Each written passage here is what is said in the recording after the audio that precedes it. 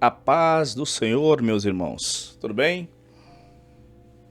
Vamos dar início ou continuar aqui mais um estudo. E para esse módulo, ao qual falaremos sobre o Logos e a humanidade de Cristo, assuntos trabalhados e trabalhosos, complexos, que foi trabalhado no primeiro século da igreja, dentro da teologia cristã. Logo, um conceito de logos é um conceito que já rondava a cultura do primeiro século, não como dentro de uma cultura cristã, mas dentro de uma cultura filosófica. Por isso que João e o apóstolo Paulo vão ter problemas quando começa a trabalhar ali a humanidade de Cristo, quando começa a trabalhar, a falar sobre o Logos, porque o Logos, dentro do conceito daquela época, que Heráclito que vai trabalhar esse conceito, que o Logos é a razão suprema, que existia o cosmo e dentro do cosmo existia ali o Logos, que seria a essência, seria a chama que dá início a todas as coisas. Não só dá início, como ele é a essência e é aquela que coloca as coisas todas em ordem. Ela é a sabedoria suprema que está acima, essa sabedoria suprema está acima de todas as coisas. E o homem lutava para alcançar ou para ter um pouco dessa sabedoria imanente, transcendente, que estava acima. E eles trabalhavam as narrativas, trabalhavam questões filosóficas para tentar entender essa sabedoria, essa essência imanente que estava em todas as coisas. E João, quando começa a trabalhar ali a carta, ou melhor dizendo, o evangelho, que João vai dizer, olha, no princípio era verbo, ou no princípio era logos, até aí tudo bem. Todos aceitariam, os gregos, né, os romanos, judaizantes, porque essa filosofia de Heráclito ela influenciava. O problema é que João vai chamar para briga. Quando João vai dizer, olha, esse Logos, essa imanência, essa essência que coloca em ordem todas as coisas, no princípio era Deus. E o verbo estava com Deus. Depois João começa a dizer, João vai dizer, olha, esse verbo, ele se encarnou, ele habitou entre nós, ele habitou entre os homens. Aí foi problemático. Não quiseram acreditar, foi perseguido, como Paulo, porque João vai dizer agora que não se alcança essa sabedoria, essa essência, essa verdade infinita, essa verdade infinita em cima de narrativas, sabedorias humanas. Não. Bastava crer em Cristo. E o próprio Cristo vai dizer mais na frente, no evangelho mesmo de João, lá no capítulo 8 a seguir, quando Jesus diz, olha, conhecereis a verdade. A verdade ali é a sabedoria suprema, o Logo supremo. Ele está dizendo, ó, conhecereis a verdade e a verdade vos libertará. E Jesus vai dizer, olha, eu sou a verdade. Então, é ele que vai assumir e dizer, olha, isso que os filósofos trabalham já há muito tempo e não conseguem entender, não conseguem chegar na sua completude, eu sou essa verdade. Então, esse Logos que foi apossado pelo cristianismo era algo que a filosofia já trabalhava. Porque esse Logos na filosofia de Heráclito, ele usava o conceito para descrever o princípio racional e a força ordenadora que rege todo o universo. Este conceito ele une tanto a razão humana em uma harmonia universal, tanto na tradição, na filosofia ocidental, e ela transitou muito como uma razão cósmica. Heráclito depois vai dizer que é o intelecto, esse logos é o intelecto divino. Plotino vai trabalhar isso. E depois vem outras correntes, como a filosofia estoica, que entende que esse logos ele é entendido como uma razão universal, imanente à natureza, que age como um princípio estruturador e ordenador de todas as coisas. No panteísmo, Deus dentro do panteísmo ele é do tamanho do universo. Logo, alguns dizem, algumas outras correntes, que Deus ele está dentro do universo e também fora dele. Tem o logos também no platonismo.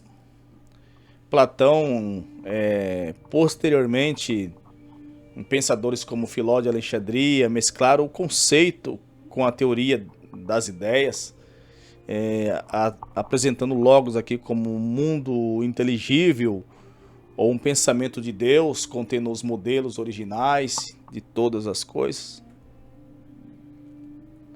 Tem também dentro aqui o logos como hipóstase, que no neoplatonismo e nas formulações teológicas primitivas, o logos aqui é entendido como uma hipóstase, ou seria uma realidade subsistente ou uma pessoa, que é uma emanação, uma distinção real dentro da própria divindade.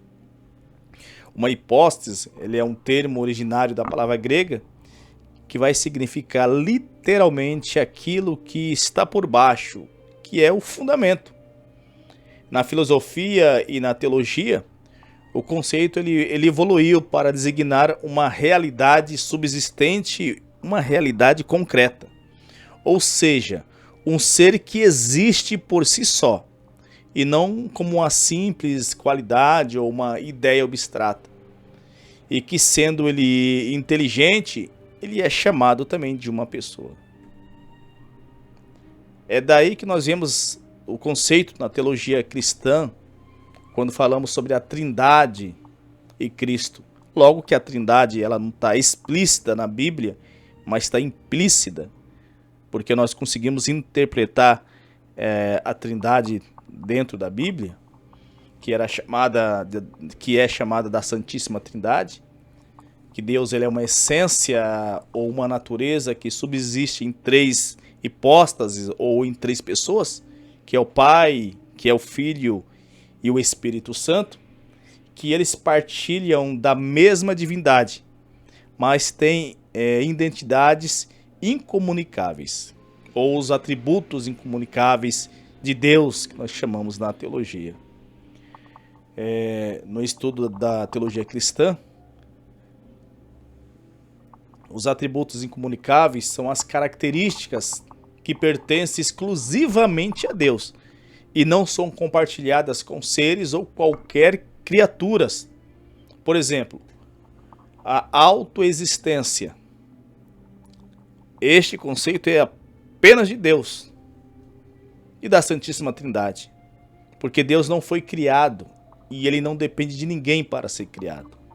A onisciência, que é o conhecimento absoluto entre passado, presente e futuro. E também a imutabilidade, que é a essência de Deus, ela não muda, ela nunca muda.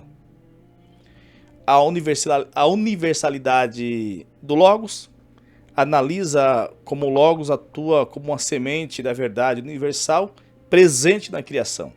Essa perspectiva apologética ajudou a igreja primitiva a dialogar com os pensadores gregos, reconhecendo o reflexo da verdade divina fora do judaísmo.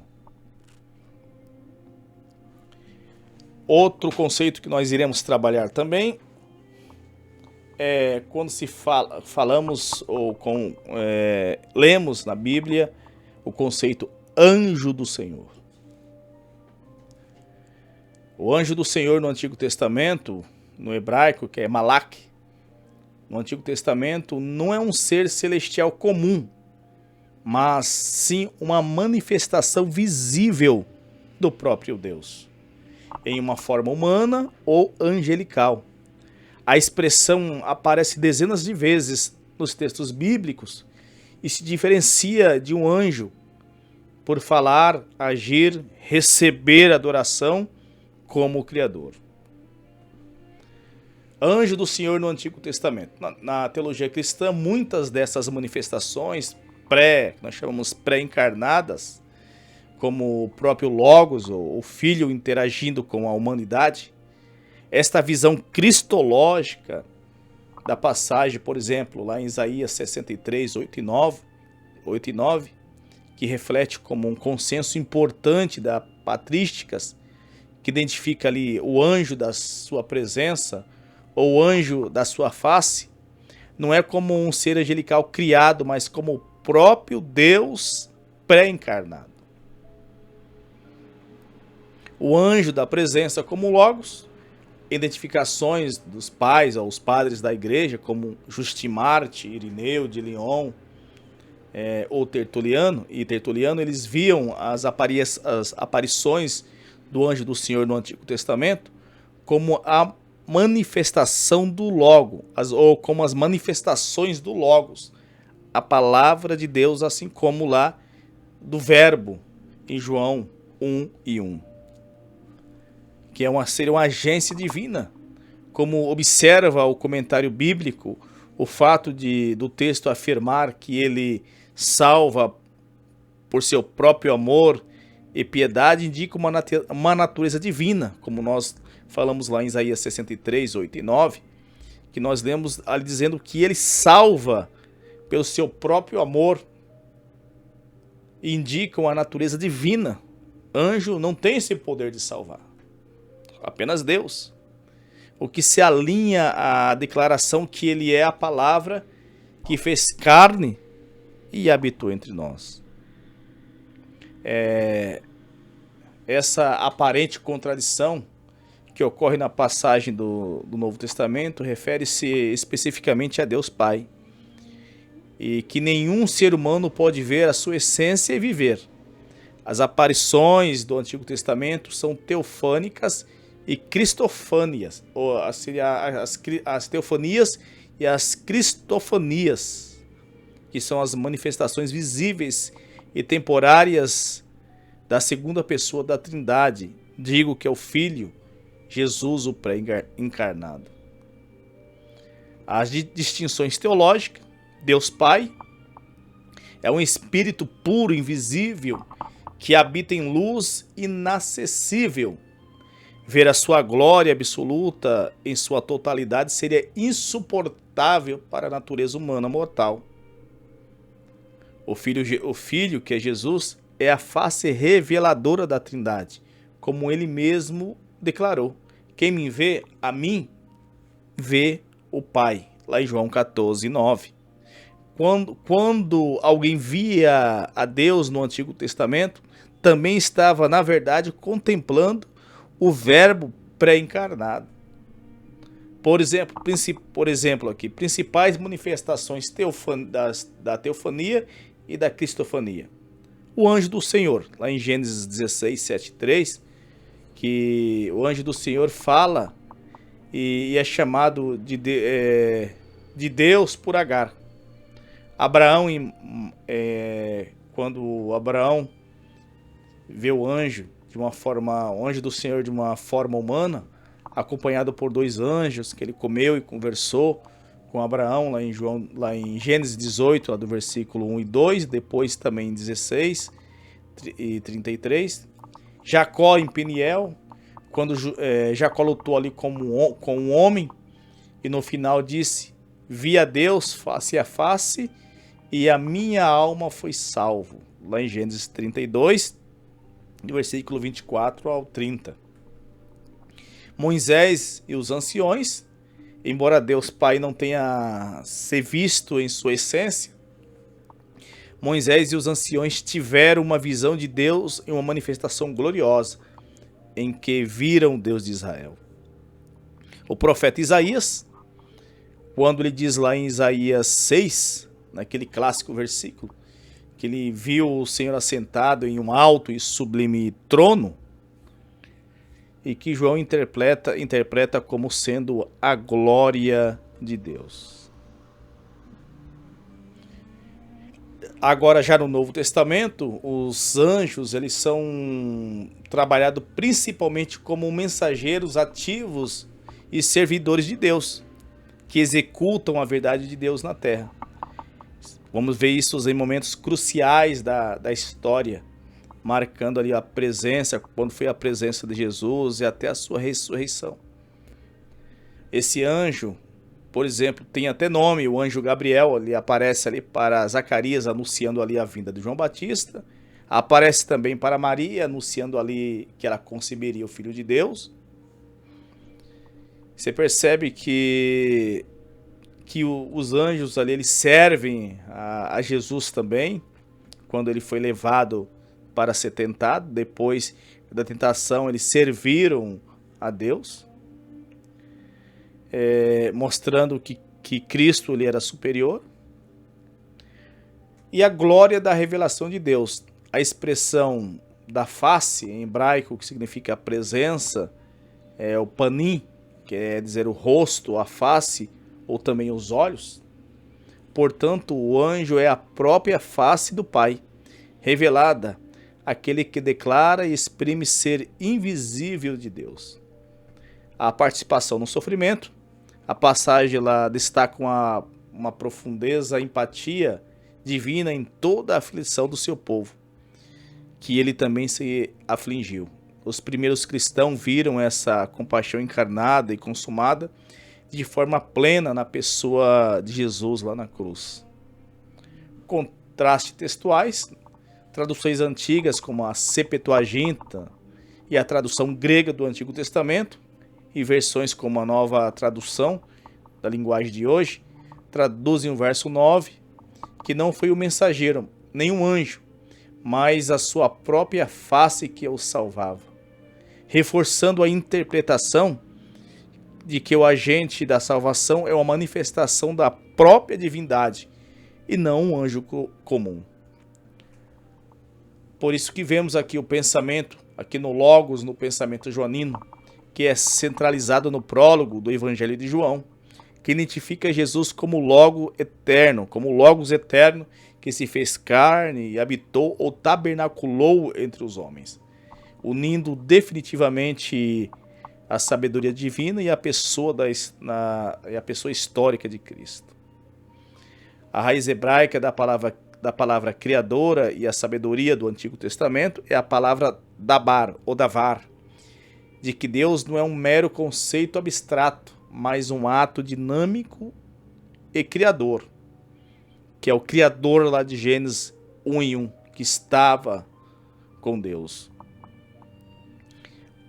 Paralelamente, a literatura sapiencial, que é Provérbios Eclesiástico 24, personifica a sabedoria, ali que é a sofia, que é daí que vem a palavra filosofia, psicologia, sociologia, como um agente divino que descreve que esteve presente na criação. O Logos joanino assume essas funções, mas dá a elas um rosto histórico. A pré-existência de Cristo, quando nós vemos a doutrina bíblica de que Cristo, como Logos, já existia antes da fundação do mundo e participou ativamente da criação de todas as coisas do lado de Deus Pai.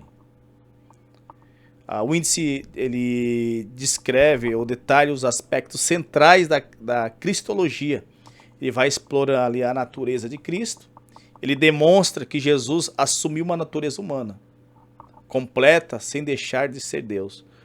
Um sacrifício fundamental para nos salvar e estabelecer ele como o único mediador entre a humanidade e o Criador. O texto citados lá em João 17:5 e João 17:24 são referências fundamentais na teologia cristã para fundamentar a pré-existência de Cristo e a natureza eterna do relacionamento entre o Pai e também o Filho. Por exemplo, a glória eterna. Jesus orando e pedindo a restauração da glória que ele compartilhava com o Pai, antes mesmo que o mundo existisse. Quando ele fala também do amor pré-mundano, lá em João 17, 24, esse versículo aqui ele vai revelar que o amor do Pai pelo Filho antecede a fundação do mundo. Na teologia trinária, isso ilustra que a Trindade existe em um relacionamento de amor eterno e também perfeito, independente da existência do universo ou da humanidade. E João 17, 24, quando fala do destino dos crentes, que a passagem também conecta a eternidade de Cristo com a dos crentes, expressando ali o desejo de Jesus para que eu seguisse, que estejam com ele e também a glória que lhe foi dada pelo Pai. Todos isso esforça ou reforça que Jesus não foi apenas um homem comum que alcançou o céu ou uma criação posterior,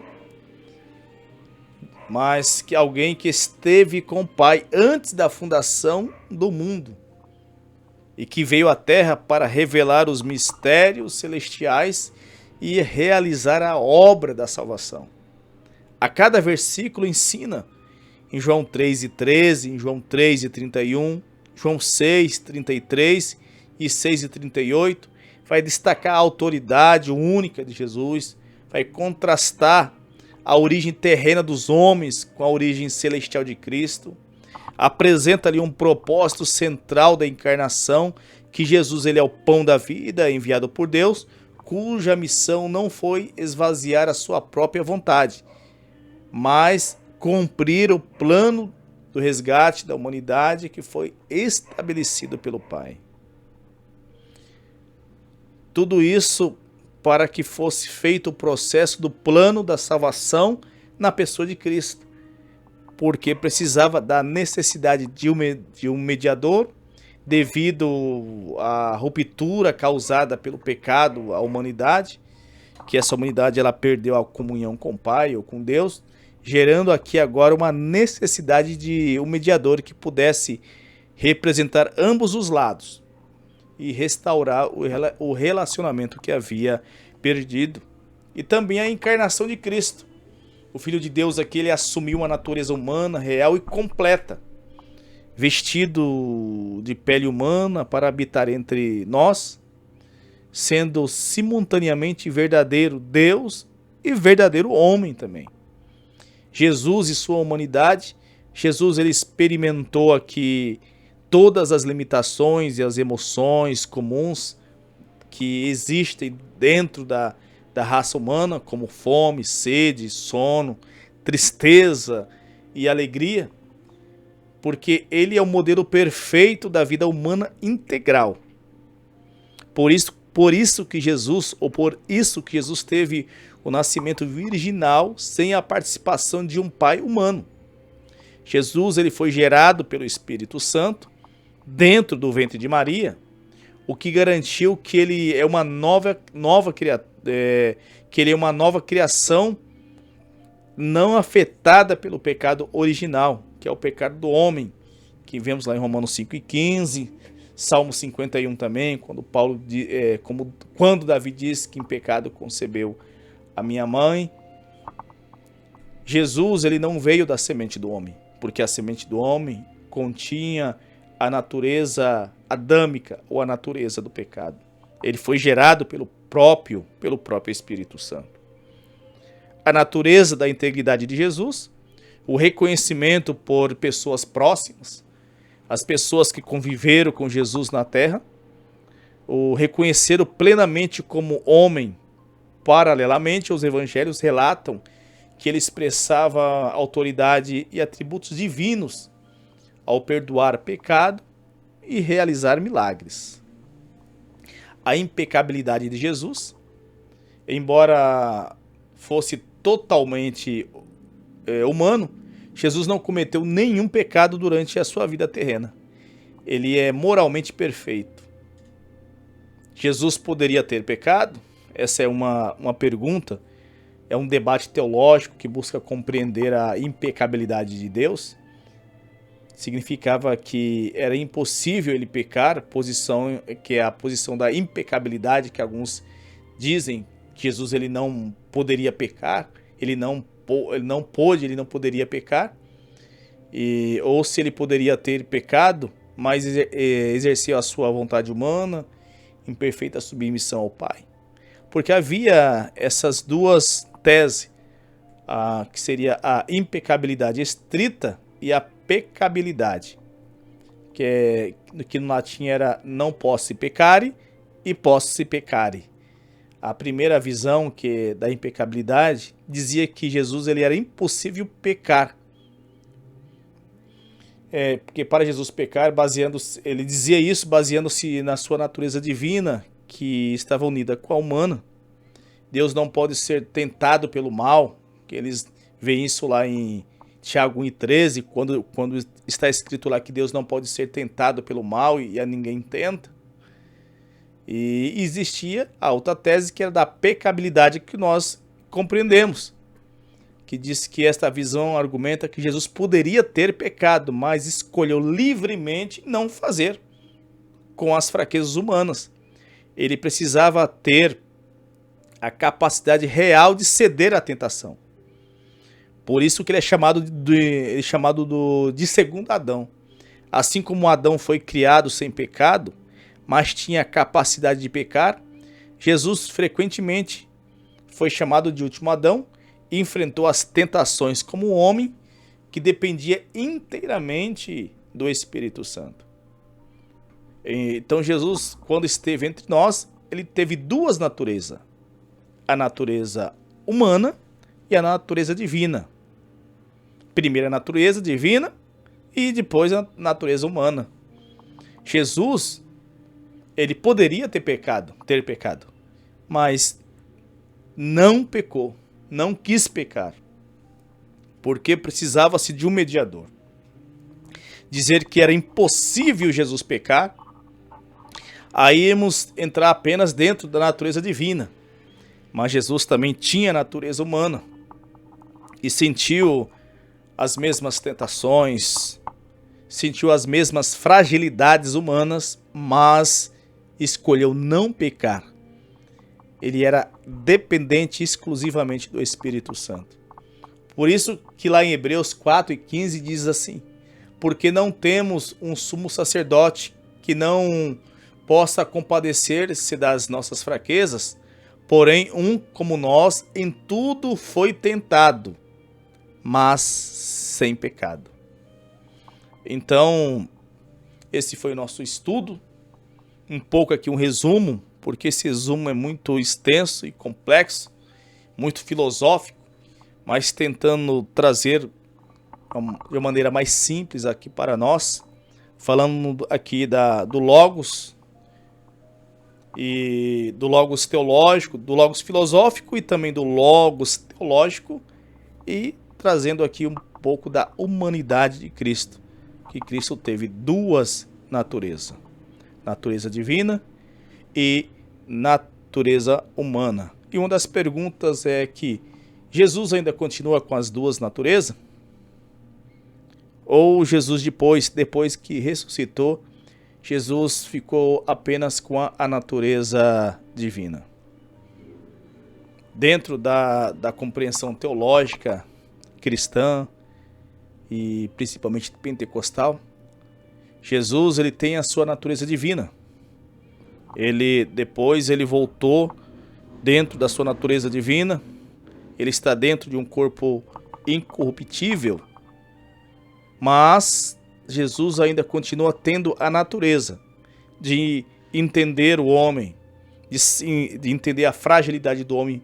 Por isso que ele é o mediador, porque ele é o único que tem essa natureza divina e natureza humana. Não dentro de um corpo humano, mas dentro de um corpo transformado. Jesus, ele é o único que entende o homem, que sabe a necessidade do homem, porque ele passou pela mesma necessidade, ele passou pelas mesmas tentações. Então, quando nós orarmos a Jesus, entenda que você está orando a um Deus que te compreende, a um Deus que te conhece, a um Deus que sabe o que é frio, o que é fome, o que é sede, o que é medo, o que é emoções, porque ele viveu isso. Então é muito interessante e importante nós entendermos essa teologia. Então até mais, fica com Deus.